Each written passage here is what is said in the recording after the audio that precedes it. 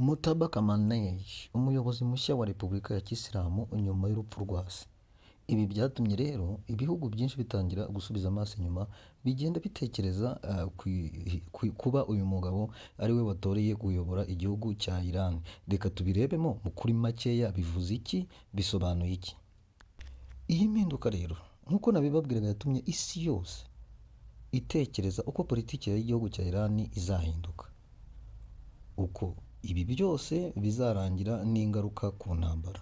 Umuyobozi mushya ashobora gukomeza politiki y'intambara ya Iran, cyane cyane nyuma yo kuba ibihugu byateye cyangwa se byatumye iriya ntambara ibamo harimo nka Amerika ndetse na Israel byo bitabibona neza.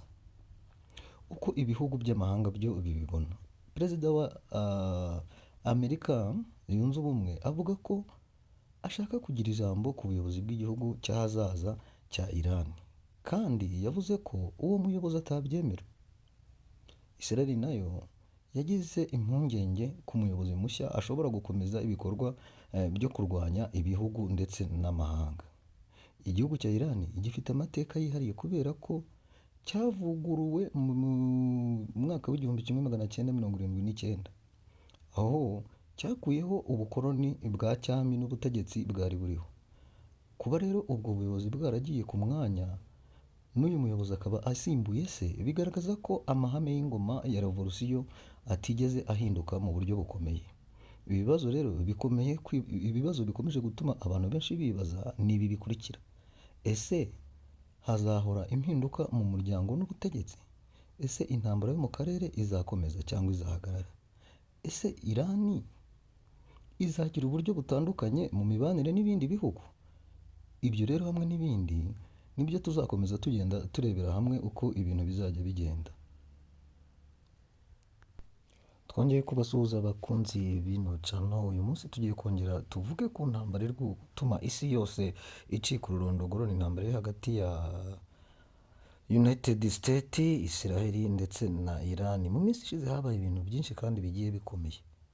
Amerika ivuga ko yasenye igice kinini cy'ingabo za Iran zirwanira mu mazi ndetse no mu kirere. Iran nayo irasa misile n'amadrone ku birindiro bya Amerika, ndetse Ubwongereza bwanatangaje ko bushaka guha ubufasha bw'amato y'intambara igihugu cya Amerika kugira ngo ibe yagenda ibikoresha. Ariko ikintu cyatangaje abantu benshi ni uko aya magambo ya Donald Trump wavuze ko Amerika idakeneye ubufasha bw'Ubwongereza muri no ntambara ihanganishije Amerika, Iran ndetse na Israel. Ese kuki Trump yavuze gutyo? Ese iyi ntambara irimo kujya he?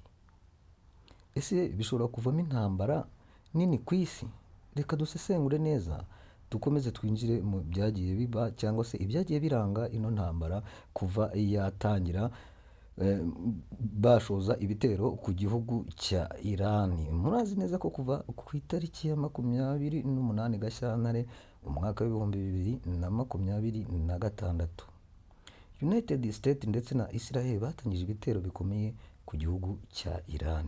Ibitero byiswe ibikorwa bya gisirikare bikomeye cyane. Intego yari gusenya ibikorwa bya misile za Iran, guhagarika ingufu za drone no kugabanya imbaraga za Iran mu karere ka Middle East. Amerika yakoresheje indege z'intambara n'amadrone ndetse n'amamisile zituruka mu nyanja ndetse no mu mato y'intambara y'igihugu cya Amerika.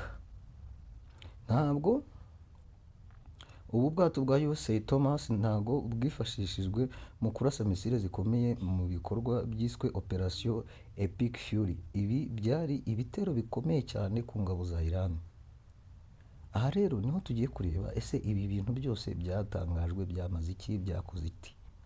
Mu nama mpuzamahanga yabereye i Doral muri Florida yitwa Shield of the American Summit, Donald Trump yatangaje amagambo akomeye. Yavuze ko mu minsi 3 gusa igisirikare cya Amerika cyamaze gusenya amato y'intambara ya Iran 42, gusenya igice kinini cy'ingabo zo mu kirere za Iran, guhagarika itumanaho ryabo.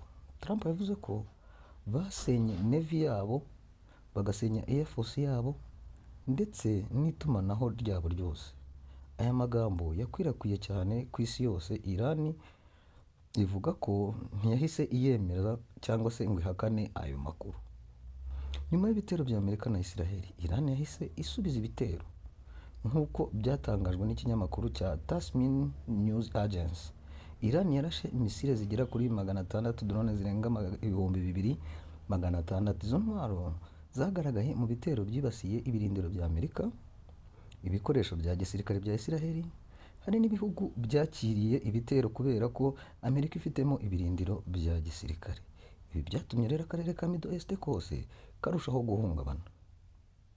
Mu gihe intambara yakomezaga ku murego n'umuvuduko udasanzwe, United Kingdom yatangaje ko ishobora kohereza amato n'indege by'intambara aircraft carriers mu burasirazuba bwo hagati. Minisitiri w'ingabo w'Ubwongereza yavuze ko amato akomeye yashyizwe ku rwego rwo kwitegura koherezwa mu bikorwa bya gisirikare. Minisitiri w'intebe w'Ubwongereza yagaragaje ko igihugu cye cyiteguye gufasha Amerika n'abafatanyabikorwa bayo, ariko ibi byahise bitera impaka. Nyuma y'iryo tangazo, Donald Trump yahise ashyira ubutumwa ku rubuga rwe rwa Truth Social. Trump yavuze ko Amerika idakeneye ubufasha bw'Ubwongereza. Yagize ati: "Ni byiza Minisitiri w'Intebe, ariko ubu ntidukeneye abantu baza mu ntambara nyuma y'aho twebwe twayitsinze." Ibi byerekana ko Trump yemera ko Amerika yamaze gutsinda Iran mu buryo bwa gisirikare. Ariko abasesenguzi benshi ntibabyemera gutyo, kuko Iran ikomeje gusubiza ibitero igabwaho, kandi ibyo bitero nayo igakora ibitero bikomeye. Nk'uko byatangajwe n'ikinyamakuru cya Al Jazeera, iyi ntambara imaze guteza abantu 1332 bapfuye muri Iran. Amerika yikemera ko abasirikare bayo bapfuye ari 6. Hari n'abandi bantu bagiye bapfa mu bihugu nka Lebanon, United Arab Emirates. Mbega ibyo byose ntibikwereka ko iyi ntambara yakomeje guteza akaga muri kiriya gice cya Middle East. Ibi byerekana ko intambara iri gukwirakwira mu karere kose. Ikibazo gikomeye abantu benshi bibaza ni iki: ese iyi ntambara ishobora kuvamo intambara nini ku isi?